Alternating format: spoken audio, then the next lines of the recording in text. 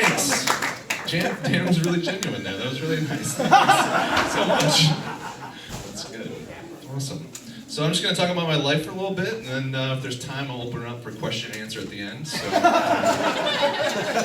nice. Okay, good. So I have a son, and it's really weird raising a son in this like bullshit that we're going through right now. It's really crazy. I'm really looking forward to the election for a number of reasons. Most importantly because in 2016, my son, he's in preschool, and at his preschool, they had an election of their own where they voted for president, and he voted for Trump. And, and like, he told me that, and like, he's adorable, and when he said like, I voted for Trump, I paused for a minute because I knew what I was going to say next was going to be very impactful, right, in his life. And I was like, Julian, pack your shit, get the fuck out of the house, dude. Honey, we gotta have another one. This one's ruined. Get ready. Are you fertile? Hopefully. I don't care. Whatever. And I was like, Julian, like, why did you vote for him? And he goes, well, I like his ties. And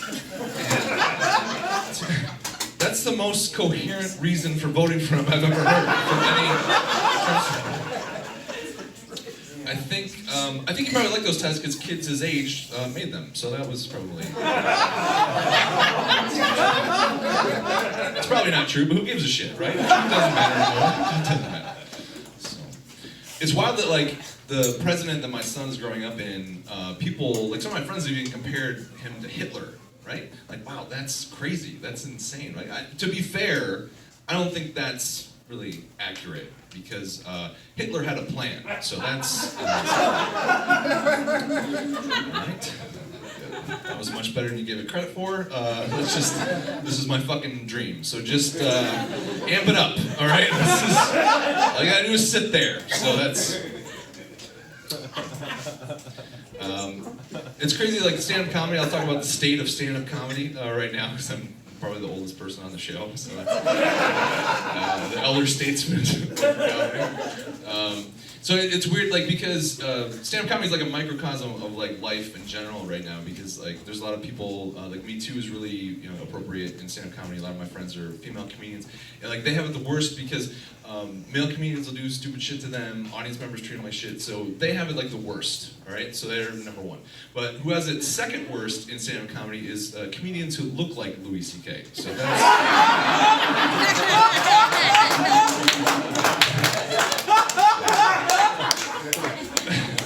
That's, yeah, we were all thinking it. That's why I don't know why he did that. Why did he do that? That was fucking, everything was fine.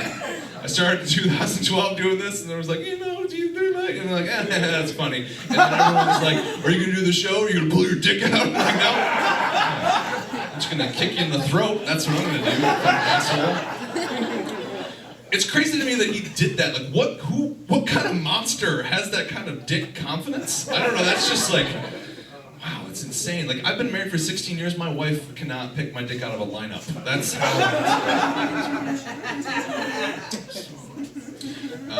It's why I just, last weekend I bought recreational marijuana for the first time, which is crazy. And I had my medical card because I have gout, and which is a very relatable disease for a bunch of young people. What's gout? I don't know. Text your Meemaw. Why don't you do that? Is that what makes your foot hurt?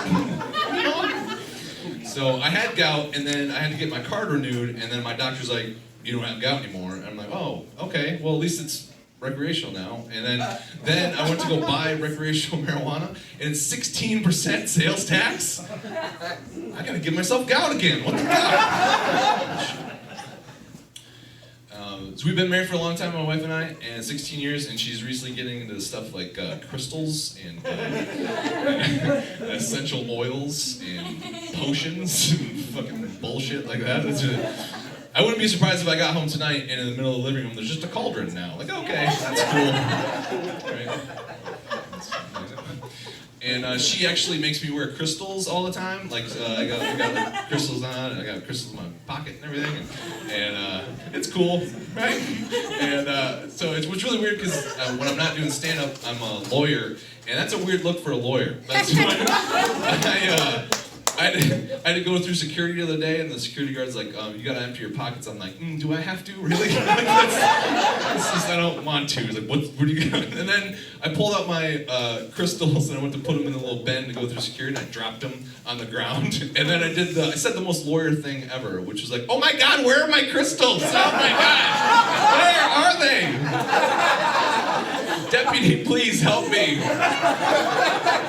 I just charged him in the moonlight. Oh my God, help me.